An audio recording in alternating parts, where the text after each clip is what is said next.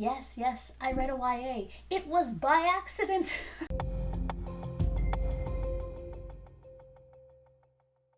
Hello, welcome to Sound and Fury Book Reviews. As usual, I am Tina. Today I'm doing a book review of Raybearer by Jordan Ifueko. This is a YA fantasy from Amulet Books from 2020. Yes, I read a YA. It was by accident.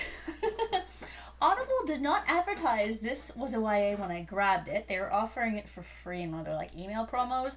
And it took me a while to realize it was YA actually, which was great. There are a few of the genre's tropes included in the story, the chosen one, the buildings roll on plot, that kind of thing. But it's lacking the tropes that I find annoying, namely love triangles and a Mary Sue character. So what is this book about? Tari Sai has always longed for the warmth of a family. She was raised in isolation by a mysterious, often absent mother known as the Lady. The Lady sends her to the capital global empire of Eretzar to compete with other children to be chosen as one of the Crown Prince's Council of 11. If she's picked, she'll be joined with the other council members through the Ray, a bond deeper than blood. That closeness is irresistible to Tari Sai, who has always wanted to belong somewhere. But the Lady has other ideas, including a magical wish that Tari Sai is compelled to obey: kill the Crown Prince once she gains his trust.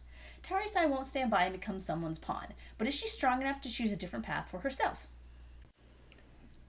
Future Tina here. So as I was doing the editing for this video, I realized that I did not talk about the May the Force be with you, or May the Force read with you. I never say it properly. The readathon that I promised I was going to talk about. So I had originally wrote down that I was doing Raybearer to become a clone, because that is a sci-fi book or title that starts and ends with the same letter. Unfortunately, upon reading the prompt again, the key word here being sci-fi and not fantasy, so this doesn't actually apply.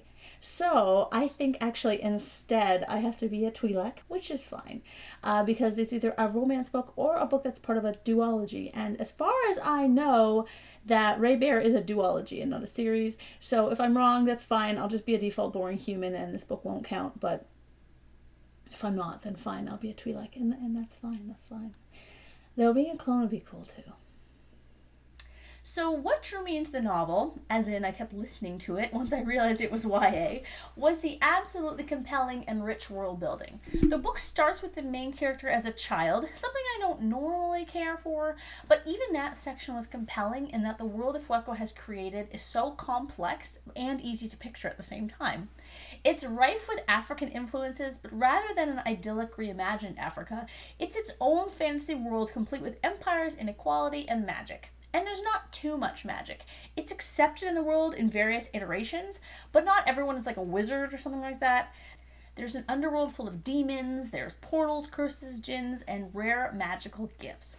A lot of it feels like something the citizens of the world don't really understand, but just kind of accept as around them, which gave the novel a kind of depth of history, because you kind of think that, okay, in the past these things either came about or were discovered or were used more often, but since society has kind of progressed or evolved socially, these things have kind of been pushed to the wayside. It's really interesting and kind of gives the story a real kind of presence.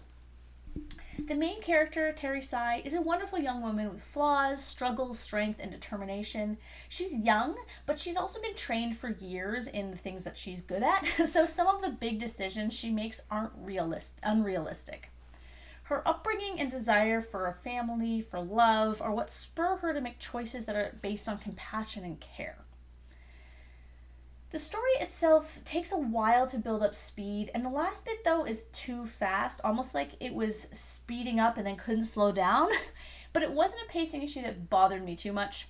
The book takes time to delve into all the facets that make Tari Sai who she is, and nothing about her choices seems contrived or random. I liked the other characters as well. Sanjit, Kira, and Dio were fleshed out with interesting backstories and worked well to bolster Tari Sai or to assist her. It felt like they had a real dynamic. They felt like real young people, and I really liked that. The theme of neglectful or bad parents was also compelling, as was the politics behind a lot of what was happening to Tari Sai's kingdom in the background. I enjoyed the political aspect quite a bit, and I wish there was more, but then again, this is a YA, so the politics tend to be kind of simplified or kind of pushed in the background because, to be honest, young readers don't really care about that as much. And that's fine. I'm not saying all teenagers don't care about politics, but a great number of them probably couldn't give a shit. I will say that the twist that comes just past the midpoint of the novel isn't surprising. Then again, this is YA, so presumably the target audience hasn't been reading 80 books a year for the last 20 years. So the twist that seemed inevitable to me, though I will admit it was set up well, it doesn't come out of nowhere, it's a good twist, might not be, so inevitable for younger readers.